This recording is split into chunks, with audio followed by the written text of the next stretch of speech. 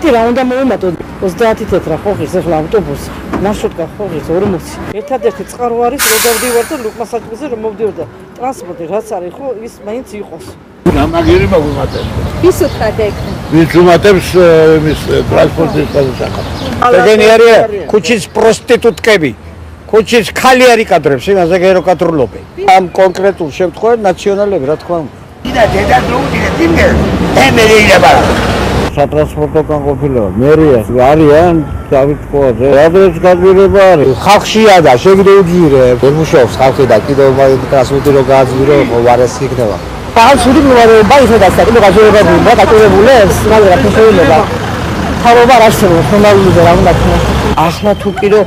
აძვირებენ გადასახადებს და ასე ყველაფერს მაშინ უსაშველო ყოფილა რაც ღირს იგით ძვირია და კიდევ იმას ფასზე ემატება სულ ვიმგზავრებთ მაშინ